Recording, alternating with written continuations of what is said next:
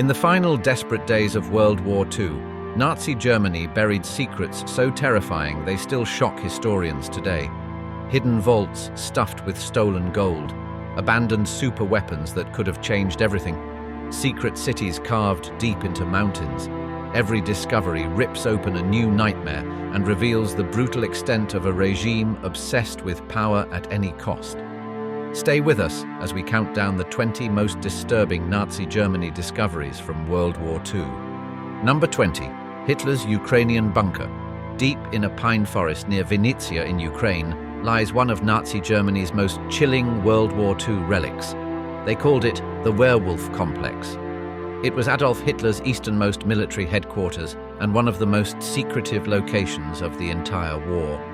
Construction began in December 1941 and finished by June 1942. But here is the disturbing part. Approximately 4,000 Soviet prisoners of war built this massive compound. And when they finished, every single one of them was executed. The Nazis could not risk anyone knowing the location of Hitler's secret eastern base. The site was enormous. Over 80 buildings, including bunkers with reinforced concrete walls up to 2.5 meters thick. There were barracks, support facilities, and even a swimming pool. Hitler used this place during 3 separate stays between 1942 and 1943 while directing operations on the Eastern Front. It was from this very location that he issued Directive Number 45, which led to the catastrophic division of Army Group South and the disaster at Stalingrad. When the Red Army started advancing in 1944, German forces destroyed much of the site to prevent its capture. Today, the remnants still exist as an open-air museum. You can still see the swimming pool and bunker foundations, but what the interpretive panels often leave out is the full story of the atrocities committed here, including the mass murder of those 4,000 prisoners and countless local civilians. Number 19. Horton Ho 229 stealth aircraft. Long before stealth became part of modern aviation, the Horton Ho 229 was already flying test missions over Germany. This thing was decades ahead of its time. Shaped like a boomerang and built without a vertical tail, it looked like something from a science fiction movie. The aircraft was made of plywood bonded with charcoal dust. Why charcoal? It was an early attempt to absorb radar waves. The plane was powered by 2 Jumo jet engines hidden inside the wing roots to further reduce radar visibility. Designed by brothers Reimar and Walter Horton, this flying wing reached speeds of up to 977 kilometers per hour. That was faster than any Allied fighter at the time. But tragedy struck. The second prototype was lost to an engine fire and the project stalled. Wartime shortages, Allied bombings and political infighting prevented full-scale production. When American troops reached the Gotha factory in April 1945, they found only parts for a third prototype. Number 18. U-864 and its toxic cargo. U-864 was the Kriegsmarine's desperate lifeline to Japan. This 73-meter-long submarine was loaded with 1,857 canisters of liquid mercury. In February 1945, it slipped away from Bergen, Norway, aiming to reach Japan by rounding Cape Horn. The mission was conducted under strict radio silence. But British codebreakers intercepted the mission and redirected HMS Ventura, a patrol submarine. What followed was a tense underwater duel that made history.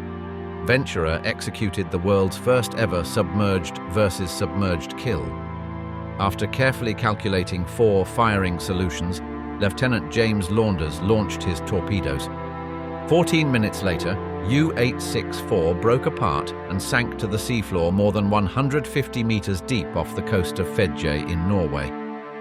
But the story does not end there.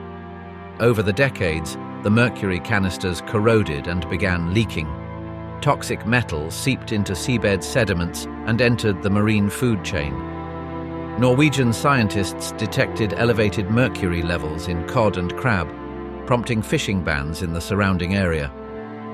Authorities considered various salvage options.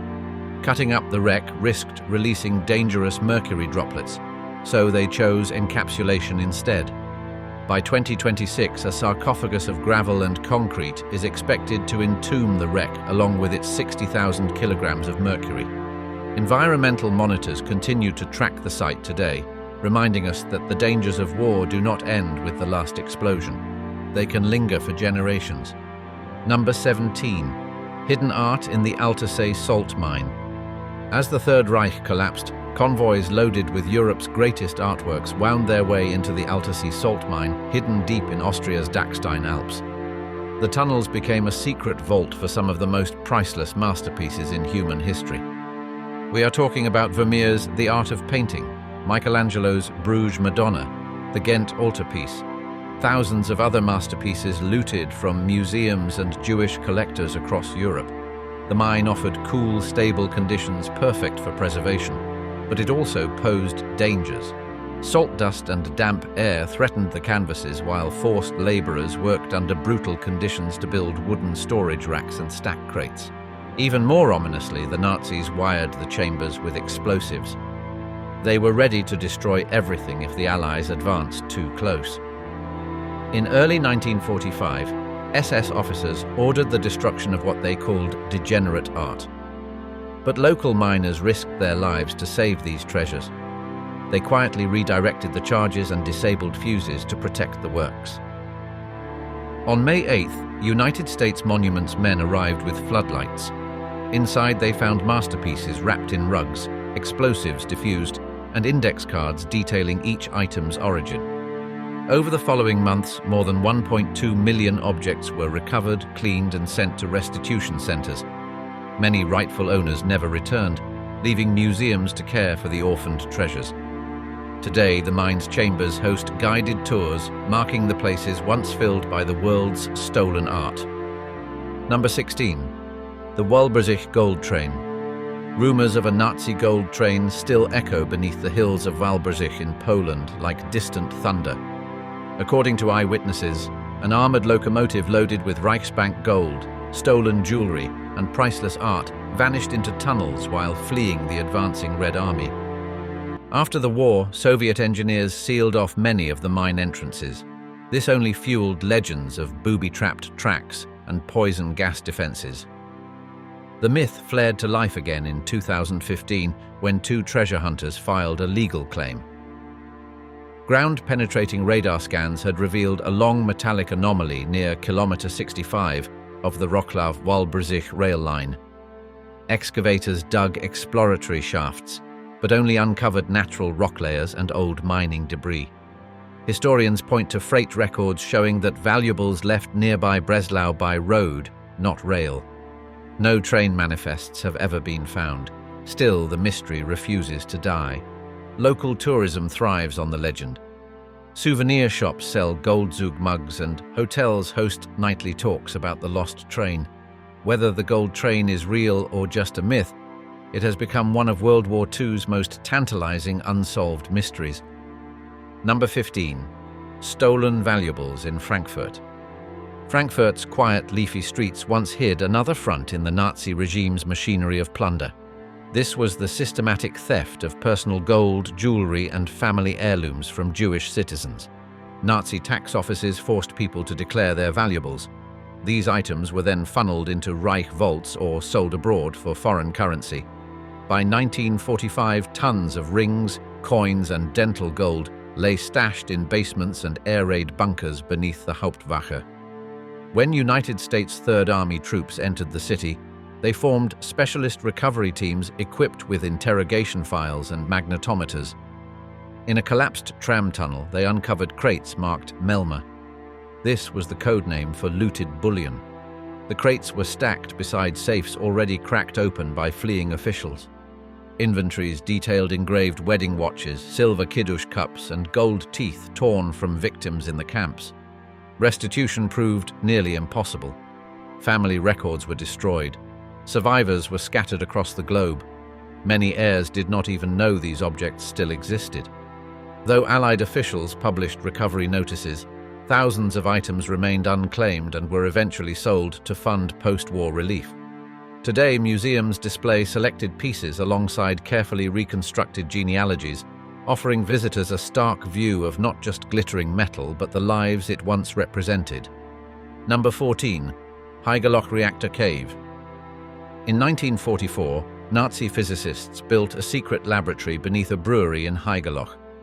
They carved out a limestone cellar to hide an experimental nuclear reactor. This was Germany's attempt to build an atomic bomb. Led by the legendary physicist Werner Heisenberg, the team hung over 600 uranium cubes inside a tank of heavy water smuggled from Norway. They were hoping to spark a chain reaction. Allied bombings disrupted supplies constantly, forcing them to improvise with scrap metal and recalculated plans. While SS guards patrolled above, the scientists edged closer and closer to criticality. But the war ended first. On April 23, 1945, United States forces arrived, seized the uranium, and sent everything to Oak Ridge for study. Today, the cave is a museum.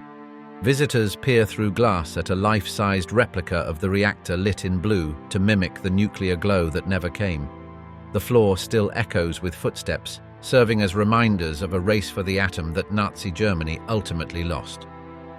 Number 13. Die Glocke, the bell. Die Glocke occupies a grey zone between documented research and post-war folklore. It might be the strangest Nazi secret of them all. Wartime interrogations mention an SS project codenamed Kronos run at the Wenceslas mine complex on the Czech border. The site was guarded by death sentences for trespassers. Witnesses later described a bell-shaped device lined with rotating cylinders containing a mercury-like substance called Serum 525. The device was allegedly driven by enormous electrical power. The goal, if Die Glocke even existed, remains hotly contested. Some researchers say it was for anti-gravity flight. Others claim it was a particle beam weapon or even a time manipulation experiment. Skeptics point to zero archival blueprints and suggest the stories are conflated rocket engine experiments. Yet fragments of truth persist. Nazi engineers did explore high-energy plasma, centrifuges, and field propulsion theories under crushing pressure to forge miracle weapons. Concrete test rigs dubbed the Henge still stand with their heavy pylons aligned with forgotten rails. Post-war Polish and Czech researchers measured radiation spikes around the site, though natural ore makes conclusions murky. Die Glocke has since spawned books, documentaries, and late-night radio speculation linking it to UFO sightings. Whether an exaggerated amalgam of genuine projects or a lost prototype, its legend silhouettes the regime's frantic quest for scientific shortcuts. Until physical artifacts emerge, the bell endures as history's strangest missing machine. Number 12. Berlin Flak Towers. Berlin's 3 flak tower complexes rose like concrete fortresses over the city. Located at Zoo, Humboldt-Hain, and Friedrichshain, these massive structures had walls 4 meters thick. The rooftop guns were so massive they shook entire neighborhoods when they fired. Each tower mounted 128mm anti-aircraft cannons. Below them stretched vast shelters and labyrinths that held up to 15,000 civilians, along with makeshift hospitals, water tanks, and vaults protecting museum masterpieces from the flames of war. During the intense Allied air raids of 1944 and 1945, families huddled in dim corridors while soldiers above used stereoscopic rangefinders to track bomber formations. As Soviet forces closed in on Berlin, the towers were repurposed to fire horizontally at tanks. This turned city streets into thunderous gun alleys. Eventually, the ammunition ran dry and surrender came after tense negotiations meant to protect the thousands of civilians trapped inside. After the war, demolition crews tried but largely failed to erase these immense structures. The concrete was simply too thick. One block of the Humboldt-Hain Tower still stands today, repurposed as a climbing wall and Cold War-era data hub. Number 11. Wolf's Lair Underground Maze. Hidden in Poland's Masurian woods, Wolf's Lair sprawled across 70 hectares of camouflaged bunkers, blast walls, and minefields. Completed in 1941, it became Hitler's forward headquarters for Operation Barbarossa. The complex was protected by barbed wire and 2 concentric security zones patrolled by SS dogs. Concrete shelters 8 meters thick, blended under netting and freshly cut pine branches. Underground passages linked meeting rooms, communications hubs, and even a cinema. On July 20th, 1944, Colonel Klaus von Stauffenberg placed a briefcase bomb beneath a map table in an attempt to assassinate Hitler. The blast killed 4 officers but left Hitler with only scorched trousers. This sealed the plotter's fate. Paranoia intensified afterward. Extra checkpoints, body searches, and random drills turned the complex into a prison for its own occupants. When the Red Army approached in January 1945, engineers wired 80 tons of TNT to destroy the site. The explosions blew roof slabs skyward and fractured walls like shale. Today, moss blankets the ruins, yet visitors still navigate stairwells that vanish into flooded radio bunkers and tunnels choked with ferns. Warning signs note unexploded ordnance and concrete chunks poised above skewed rebar. Number 10. Peenemünde 5 Weapon Site. Peenemünde was a remote Baltic peninsula where Nazi Germany's hopes for long-range weapons took shape. Engineers developed 2 weapons that would terrorize Europe: the V-1 Pulse jet drone and the V-2 rocket. The V-2 became the first human-made object to reach space. What was once a pine forest became a massive launch complex. But it was built by slave labor. Workers mixed concrete and assembled parts under constant threat of death. In August 1943, the RAF launched Operation Hydra, which killed key staff and set back the timeline. But production simply shifted south rather than stopping.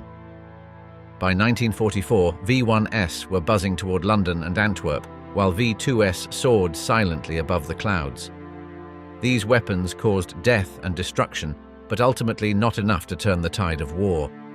When Soviet forces captured Peenemünde in 1945, most prototypes had already been evacuated and sent west to be claimed by American forces eager for rocket expertise.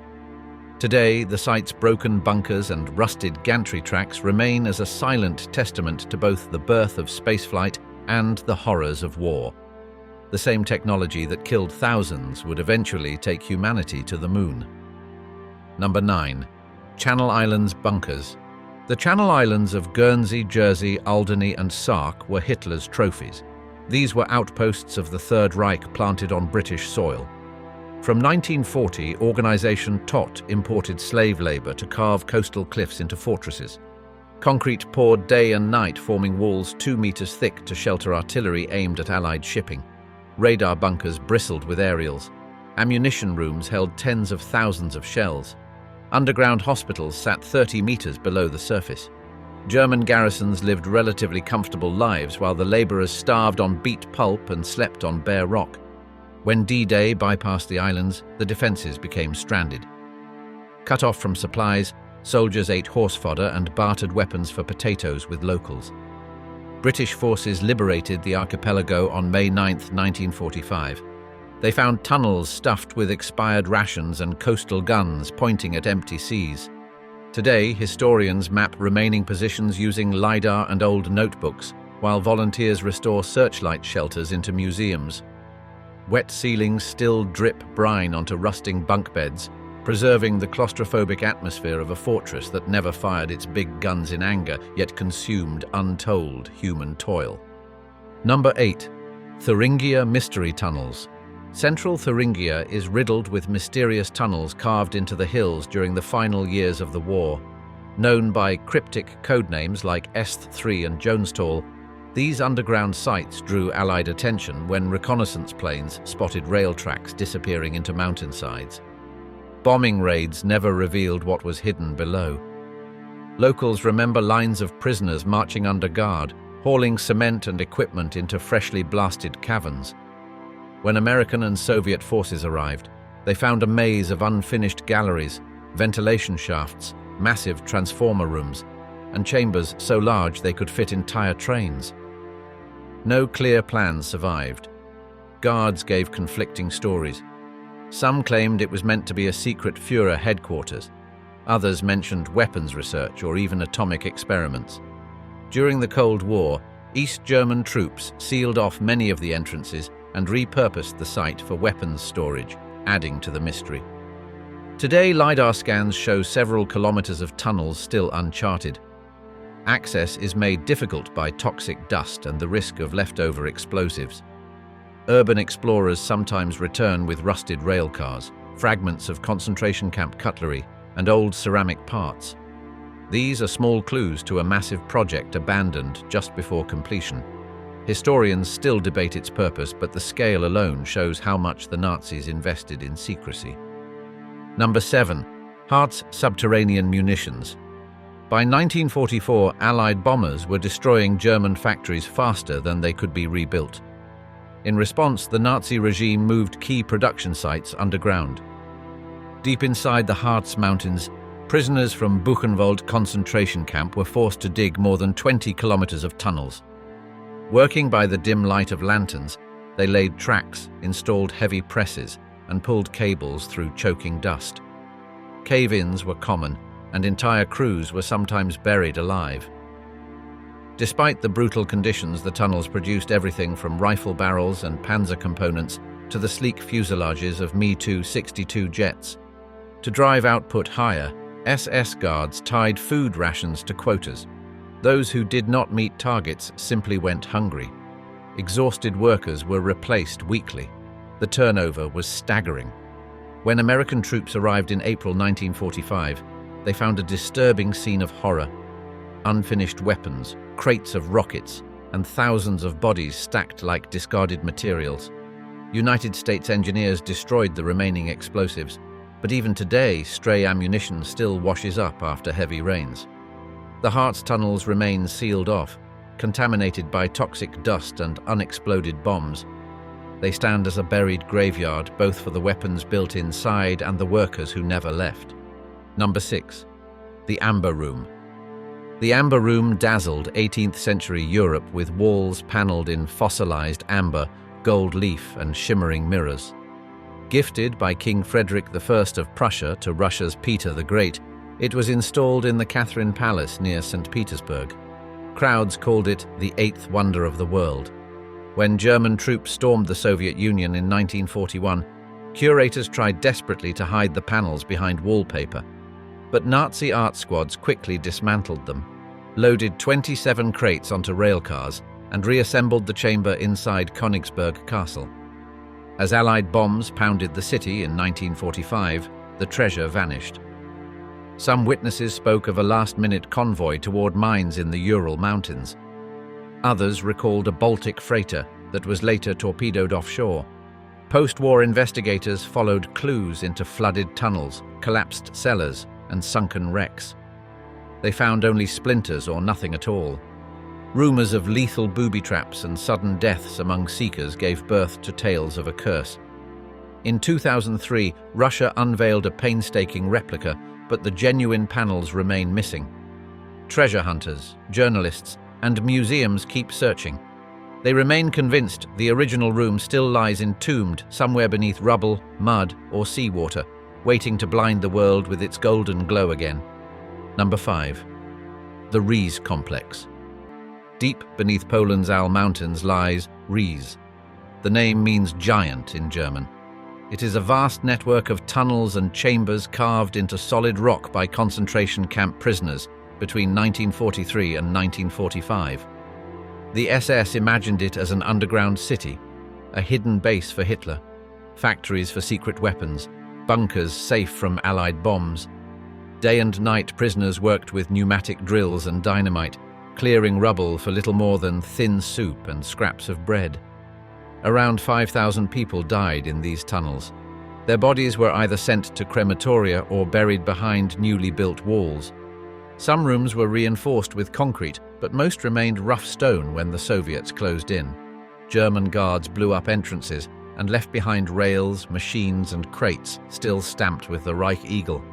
After the war, Polish teams found ventilation shafts, rusted fuel drums, and bundles of unused cable. But no clear plans. Speculation has run wild ever since. Was Riese meant for atomic research, V2 storage, a final Nazi hideout? Some sections have been opened to tourists, but many tunnels are still sealed off due to cave-ins, flooding, or suspected explosives. Even now, new items continue to turn up. Tin mess kits, porcelain wire insulators, shattered gas mask lenses. Each one is a quiet reminder of the enormous effort poured into a project that never reached its end. Number 4. Hitler's Berlin Bunker. The Führer bunker lay 8 meters beneath the ruined garden of Berlin's chancellery, buried under thick layers of concrete and gravel. Its 17 cramped rooms reeked of coal dust, damp wallpaper and cigarette smoke. Inside, maps still showed armies that no longer existed. Phones rang with false hope. Secretaries kept typing as artillery made the walls tremble. The Third Reich was dying, and everyone inside knew it. On April 29, 1945, Hitler dictated his final will, married Eva Braun, and delivered one last bitter tirade against his enemies. The next day, the couple took their own lives.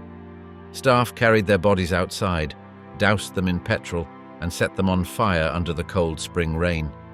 Afterward, remaining aides destroyed radios, scattered cyanide capsules, and fled through the U-Bahn tunnels.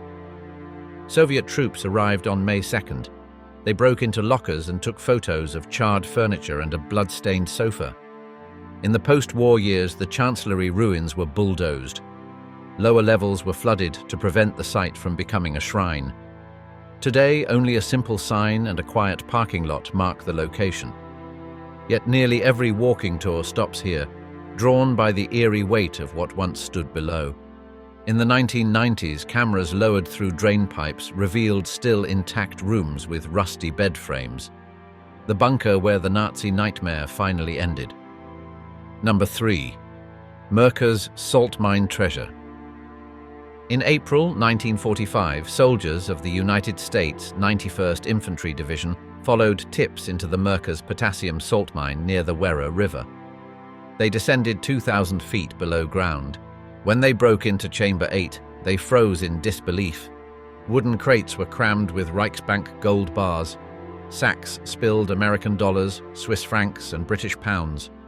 Piles of jewelry had been wrenched from deportees. Nearby galleries held wall hangings, crates of paintings by Manet and Courbet, and even the gold reserves of occupied governments. Engineers rigged mine trains to haul 80 tons of bullion and 400 million paper marks to surface vaults within days. Generals Eisenhower, Patton, and Bradley descended to inspect the hoard. They posed for photographs amid glittering stacks. Monuments Men catalogued 20,000 artworks, tracing ownership through scorched inventories. The find revealed the monetary engine behind genocide, wealth liquidated, converted, and hidden to bankroll fantasies of renewal. Recovered receipts and delivery logs later linked senior officials directly to theft operations. This evidence strengthened prosecution at Nuremberg. Today, the emptied galleries echo with dripping brine. Yet, images of helmeted GIs dwarfed by treasure remain seared into collective memory. A chilling snapshot of industrial-scale looting. Number 2. The Eagle's Nest. Perched 1,834 meters above Berchtesgaden, the Eagle's Nest was less a command center than a propaganda perch. Completed in 1938 for Hitler's 50th birthday, it required a 6.5-kilometer mountain road, 5 tunnels, and a brass-lined elevator bored through solid rock. Marble fireplaces, picture windows, and silver tea sets projected alpine grandeur while armies bled below. Hitler actually visited rarely. Thin air aggravated his health, so the chalet mostly hosted Eva Braun's photo sessions and dignitaries awed by vistas stretching into Austria. When Allied bombers flattened Ober-Salzburg in April 1945, the nest escaped heavy damage. SS guards abandoned it days later, leaving behind champagne bottles, guest books, and a Mercedes staff car. American troops arrived on May 4th. They swapped the swastika flag for Old Glory and pocketed souvenir teaspoons. Bavarian authorities debated demolition but chose tourism over erasure. Today, visitors ride the same lift, feeling doors seal like a vault before emerging onto a terrace where edelweiss grows between flagstones and clouds swirl below. It is an unsettling blend of postcard beauty and political nightmare. Interpretive panels describe laborers who froze blasting the road and quarrying granite. The luxury rested on exhaustion, explosions, and premature graves. Number 1. Operation Bernhard. Operation Bernhard turned Sachsenhausen concentration camp into the world's largest counterfeiting factory. This was economic warfare on a scale never seen before. Starting in 1942, SS officers forced 142 skilled printers, engravers, and bankers to replicate British banknotes. Most of these prisoners were Jewish. They had to reproduce everything down to watermarks and metallic threads. Workers slept in Block 19, received extra rations compared to other prisoners, and lived in constant fear. One mistake meant execution. By 1945, they had produced an estimated £132 million. That was enough to destabilize the entire British currency if released at once. The plan shifted toward funding espionage. Forged notes paid for agents, raw materials, and black market deals across occupied Europe. As Allies closed in, presses and plates were hauled to the Austrian Alps and dumped in Lake Toplitz, along with chests of finished cash. United States troops later recovered sacks of soggy notes and machinery, confirming the operation's scope. Surviving forgers testified at Nuremberg. They turned inside knowledge into evidence against their captors. Modern divers still retrieve fragments of waterlogged currency from Lake Toplitz, while numismatists study minute differences between genuine and fake notes. Which of these Nazi finds do you think is the most disturbing? Drop your answer in the comments below, and if you want more content like this, make sure you subscribe and hit that notification bell so you never miss a new video. Thanks for watching.